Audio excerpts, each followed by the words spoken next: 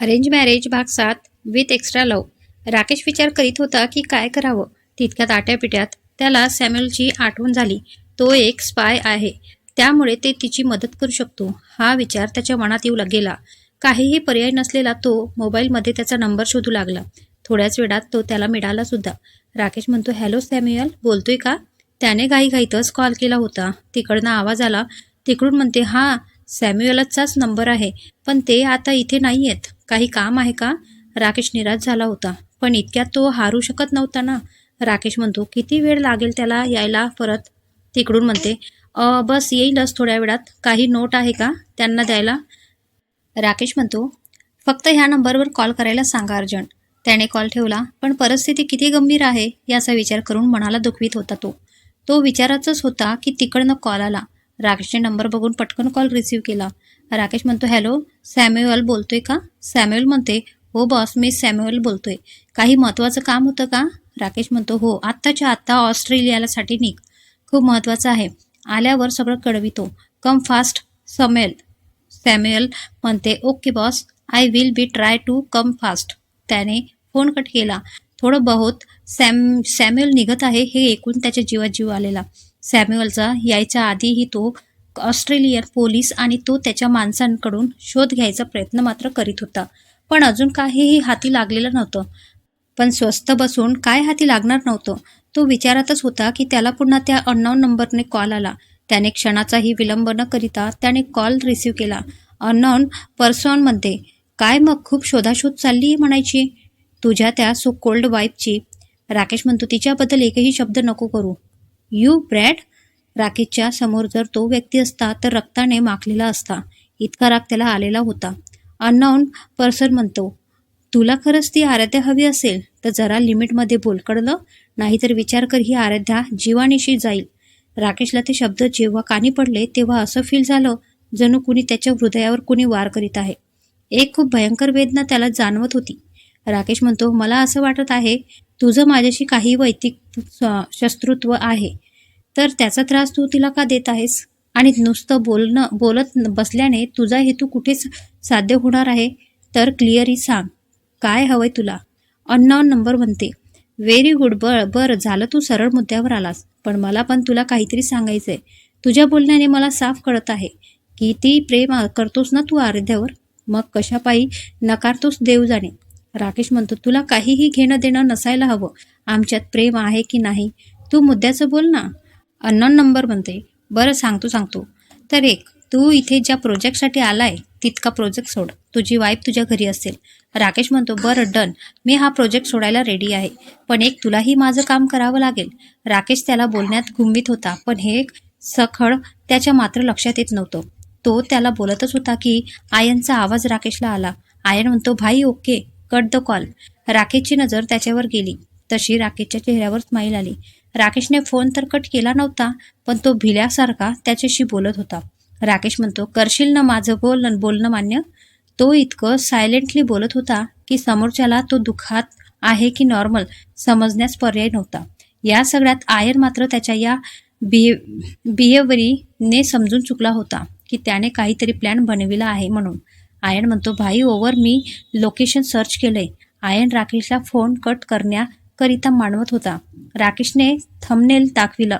काहीच वेळात राकेश आणि आयन एका ठिकाणी येऊन पोचले. आयनने काढलेल्या लोकेशननुसार ती जागा तीच होती. इतक्या गजबजलेल्या ऑस्ट्रेलियातल्या मेलबर्नमध्ये ते होते, पण ती जागा जिथे ते आले होते ती अगदी भयावह होती.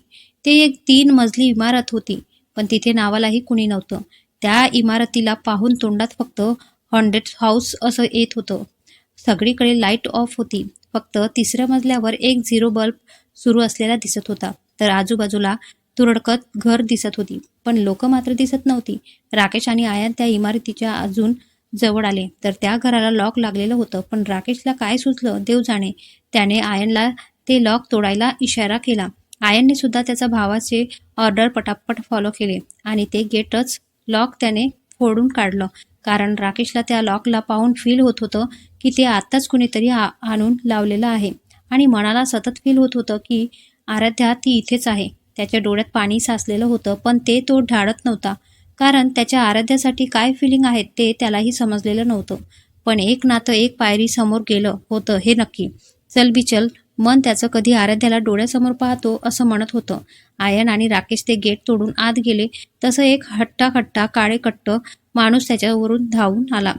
त्याला पाहून तो आफ्रिकन वाटत होता आणि शरीरयष्टीवरून बॉडीगार्ड वाटत होता. राकेशने सुद्धा रागातच एक मुक्का त्याच्या नाकावर दिला. तसा तो जोरात कोसळला. त्याच्या नाकातून रक्त येत होतं. त्या माणसाने डोळे मिटले होते. राकेशने त्याला लाथ मारली. तो समोर निघाला. समोर काहीही दिसत नव्हतं, पण वर जाऊन आत काय आहे हे बघणं खूप महत्त्वाचं होतं. त्या वाचून पर्याय तर नव्हताच ना.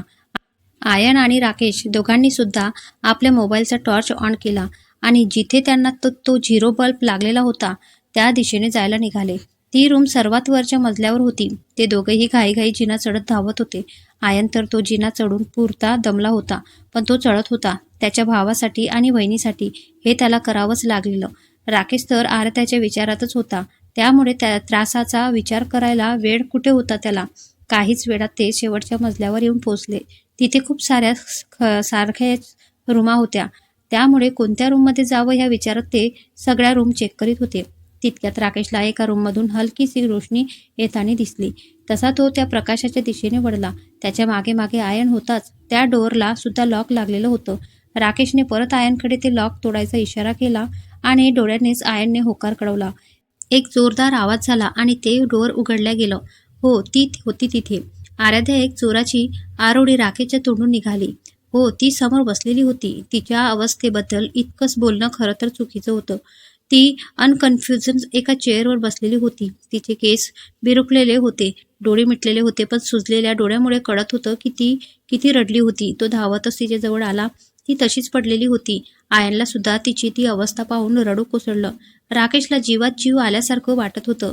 राकेशने तिच्या गालाला स्पर्श केला आणि तिला उठवण्याचा प्रयत्न केला, पण तो साफ फोन ठरला. तो राकेश म्हणतो, आराध्या आराध्या. त्यासमोर शब्द नाही फुटले. त्याला तो रडवलेला झाला होता. आयनने त्याला हलविले आणि बोलू लागला. आयन म्हणतो, भाई काय करतोय तू इथे? रडायची वेळ नाहीये. मला इथे धोका जाणवतोय. पटकन वहिनीला उचल आणि चल इथून. राकेशने त्यावर मान डोकाविली आणि तिला कवेत उचलून घेतले आणि तिला परत न्यायला वळणार तोच तिथे त्याला एक एनलॉक दिसले. ते त्याने एका हाताने उचलले आणि आराध्याला घेऊन राकेश आणि आयन त्या इमारतीच्या बाहेर पडले. आयनने घाईतच गाडी सुरू केली. राकेश तिला मागे घेऊन बसला होता. तितक्यात सगळ्यात त्या सॅम्युएलला तर कॉल करायचं जणू विसरूनच गेला होता. ते घरी जायला निघाले होते. आराध्याला डॉक्टरच्या चेक करण्याची आवश्यकता होती, त्यामुळे राकेशने त्याच्याच ओळखीतल्या एका डॉक्टरला घरीच येऊन तिला व्हिजिट करा म्हणून कॉल केला. तिचं डोकं राकेशच्या मांडीवर होतं. अजूनही तिला शुद्ध आली नव्हती. तो क्षणभर तिच्यावरून नजर हटवीत नव्हता, पण विचार मात्र एकच चाललेला, हे सगळं झालं ते कुणामुळं? कारण त्याचा ठाम विश्वास होता की हे सगळं बिझनेस कॉम्पिटिटरने केलेलं नाही. पण आता सर्वात महत्त्वाचं तिचं शुद्धीवर येणं होतं. ते तिघेही बंगल्यात पोहोचले होते. अजून डॉक्टर यायचेच होते. राकेशने आयनला डॉक्टरांना परत कॉल करायला सांगितलं. आयनने गाडी पार्किंगला लावली. राकेशने आराध्याला आपल्या दोन्ही हाताने उचलले आणि तो तिला सरळ बेडरूममध्ये घेऊन आला. तितक्यात त्याला कॉल आला. तो कॉल सॅम्युएलचा होता. सॅम्युएल म्हणते, hello boss, I am rich at the airport. Rakesh म्हणतो, ठीक, मी गाडी पाठवतोय, कम फास्ट. राकेशला सॅम्युएल आल्यामुळे काहीतरी लीड मिळेल ही अपेक्षा होती, त्यामुळे जरा बरं वाटत होतं त्याला. तितक्या डॉक्टरही आले. आयन त्यांना वरती बेडरूममधून घेऊन गेला. डॉक्टर आराध्याला तपासत होते. आराध्याच्या शरीरावर पिळसर डाग उमटलेले होते, त्यामुळे राकेश काळजीत पडलेला. डॉक्टरांनी आराध्याला काही इंजेक्शन दिले आणि ते राकेशला बोलायला लागले. डॉक्टर म्हणते, काळजी करण्याची आवश्यकता नाहीये, तिला काहीही झालेलं नाहीये, फक्त तिला बेशुद्ध होईल असं इंजेक्शन दिलं गेलं आहे. पण डोस जरा स्ट्रॉंग असल्यामुळे ती लवकर उठणार नाहीये. पण आता मी तिला अँटीडोस दिलाय, तर 1-1.5 तासात तिला शुद्ध येतील. तरीही राकेशचं मन मानत नव्हतं. राकेश म्हणतो, पण डॉक्टर, ते तिच्या शरीरावर पिळसर डाग आलेत, ते त्याचं काय? Anything serious? डॉक्टर म्हणते, नथिंग सिरियस मिस्टर राकेश. त्यांनी जे इंजेक्शन मिसेस देशपांडेला दिलंय त्याचा साईड इफेक्ट आहे तो. त्या जशा शुद्धीवर येतील त्याच्या थोड्या वेळात निघून जाईल ते. हो, फक्त त्यांना मेंटली काही ड्रामा होईल असं वागू नका, कारण थोडा फार अशक्त झाल्या त्यामुळे डोक्यालाही ताण नको त्यांच्या. आणि हो, मी दिलेलं मेडिसिन टाईम टू टाईम त्यांना देत राहा, त्या लवकरच ठणठणीत बऱ्या होतील. राकेश म्हणतो, thank you doctor for visiting here. मी काळजी घेईल तिची. त्याच्या चेहऱ्यावर वेगळेच भाव दिसत होते. तो तिला एक नजर पाहतो आणि डॉक्टरांना सोडायला जातो. आज त्याला तो बंगला सुना सुना वाटत होता, कारण बडबड करणारी ती आज शांत झोपली होती. त्याला ती त्याच्या दुनियेत सामील झाली. त्या दिवसाची आठवण झाली. ती एक चूक होती की किस्मत? पण सायलीच्या जागी आराध्याला पाहून दुखावला होता तो. पण त्याला आराध्याचा निरागस चेहरा जेव्हा डोळ्यास पडला तेव्हा त्यात निरागसतेचे भाव दिसले होते. त्याला मनोमन वाटलं होतं काहीतरी प्रॉब्लेम आहे. त्यामुळे सायलीच्या जागी तिने त्याच्यासोबत सप्तपदीची वचन घेतली आणि झालेही तसंच. सायलीने धीरजसोबत लग्न केलं आणि वडिलांच्या आबरूखातर अवघ्या 19व्या वर्षी तिला बोहल्यावर चढाव लागलं. आज मुद्द्याहून तिचा विचार करीत होतो. तो तिला निहारत होता. तो का कुणास ठाऊक कुणाचाही विचार न करणारा राकेश त्याला आराध्याचा विचार येत होता. तितक्यात त्याला सॅम्युअलचा फोन आला. सॅम्युअल म्हणते, मी बंगल्यावर पोचलोय बॉस. तुम्ही कुठे आहात? राकेश आराध्याच्या विचारातून बाहेर आला. राकेश म्हणतो, मी वरती बेडरूममध्ये आहे. तू स्टडी रूममध्ये जा. मी इकडनं पासवर्ड टाकते. ते ओपन होईल. येतोय मी, वेट कर तिथे. सॅम्युअल म्हणते, ओके बॉस. सॅम्युअल स्टडी रूममध्ये निघून गेला. आयन सुद्धा ह्या किडनॅपिंगबद्दल काही हाती लागतं का याचा त्याच्या परीने शोध घेत होता. राकेशने त्यालाही स्टडी रूममध्ये यायला सांगितले. त्याने एका नोकराला तिथे आराध्याजवळ थांबविले आणि तो स्टडी रूममध्ये गेला. आयन आणि सॅम्युअल दोघेही त्याची वाट पाहत होते. तो आत आला. आराध्याजवळ होता तेव्हाचे भाव आता विसरून गेले होते. त्याच्या चेहऱ्यावर राग साप झळकत होता आणि त्यामुळे आयन आणि सॅम्युअलला कशापासून सुरुवात करावी हे काही केला सुचत नव्हतं. शेवटी त्या शांततेत खलल पाडलं. स्वतःचा जीव एकटवून सॅम्युअलने बोलण्यास सुरुवात केली. सॅम्युअल म्हणते, बॉस सांगा काय झालं? इतकं अर्जंट काय काढलं? त्याच्या डोळ्यात राकेशबद्दल भीती होतीच, पण प्रश्न विचारणंही महत्त्वाचं होतं म्हणून बोलणं भाग होतं. त्याने ते केलं सुद्धा. राकेश म्हणतो, खूप महत्त्वाचं आहे सॅम्युअल.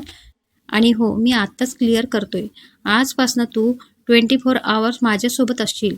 बाहेरच्या कामासाठी किंवा इतर व्हिजिटसाठी एक न्यू मॅनेजर अपॉइंट करू आपण आणि मालकाचीच गरज भासली तर आयनला पाठवू.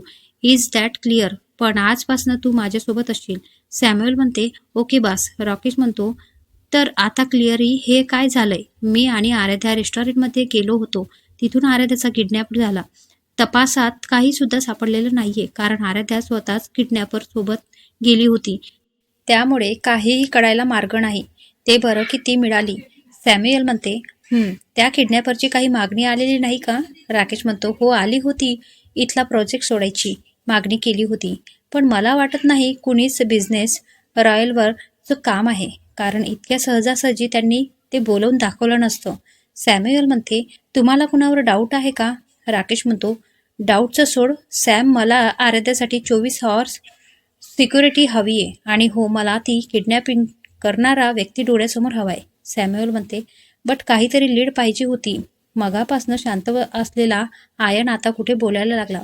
आयन म्हणतो, भाई ते एनवलप अजून उघडून पाहिलं नाही आपण. राकेश म्हणतो, राईट, माझ्या रूममध्ये आहे ते, मी घेऊन येतो. राकेशला आशा होती त्यात काही ना काही नक्की मिळेल. तो आयनला गेला तर तिची जरा हालचाल त्याला जाणवली. आराध्याला शुद्ध येत होती. ती जरा हालचाल करीत होती. डोळे मात्र मिटलेलेच होते. राकेशने एनलफचा विचार सोडला आणि तो तिच्या शेजारी जाऊन बसला. ती अर्धवट बेशुद्ध अवस्थेत काहीतरी बडबड करीत होती. आराध्या म्हणते, सोडा मला, माझे हस्बंड सोडणार नाही तुम्हाला. ते शब्द असे होते त्याला जरा शॉकच बसला, पण थोडाफार समजलं सुद्धा की तिला इंजेक्शन देत असताना ती बोलली असेल असं. राकेश म्हणतो, आराध्या जाग येत आहे का तुला? आराध्या तिने बंद डोळ्यानेच म्हणून होकार दिला. त्याने लॅम्प स्टँडवर ठेवलेले पाणी उचललं आणि तिला उठवायला मदत केली. ती अडखळतच उठून बसली आणि अलगद डोळे उघडले. राकेशला पाहून तिच्या डोळ्यात पाणी आलं का कुणास ठाऊक, पण तिने त्याला घट्टमिठी मारली. राकेशला जग कसं कुठेतरी थांबल्यासारखं वाटलं.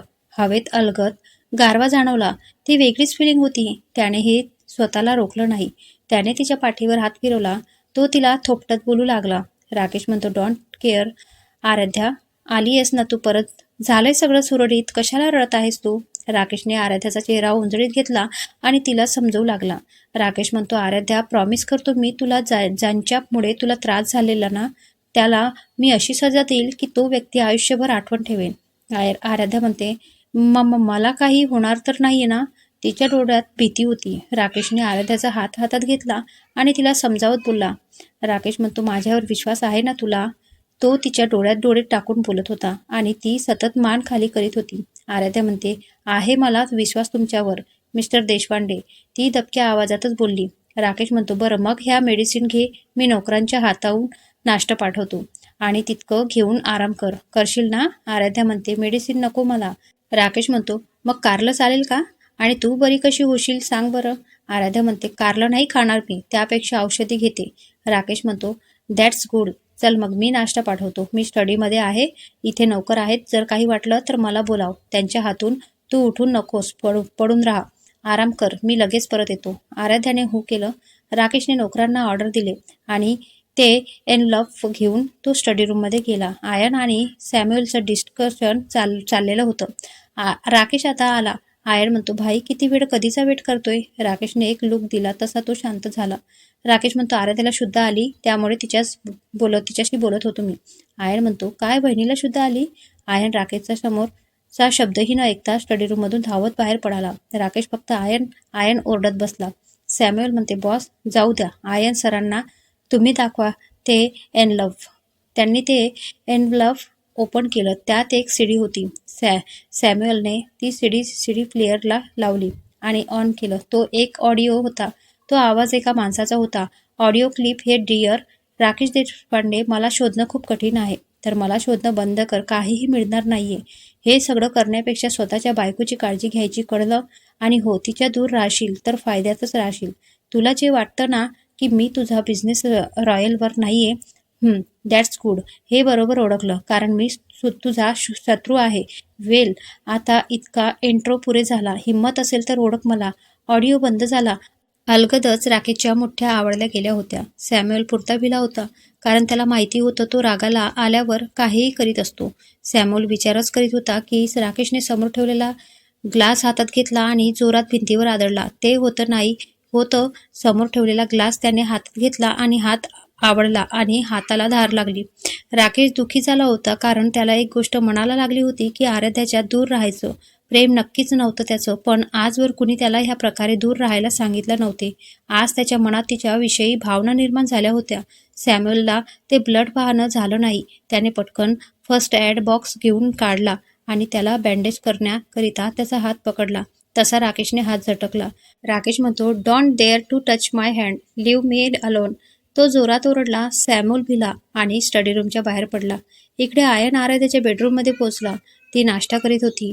त्याने तिला हलकीशी स्माईल दिली आणि ग्रीट केलं. तिच्याही चेहऱ्यावर स्माईल आली. तिला प्रश्न पडला की आयन कधी इकडे आला म्हणून. आयन म्हणतो, वेलकम बॅक वहिनी साहेब. आराध्या म्हणते, थँक्यू.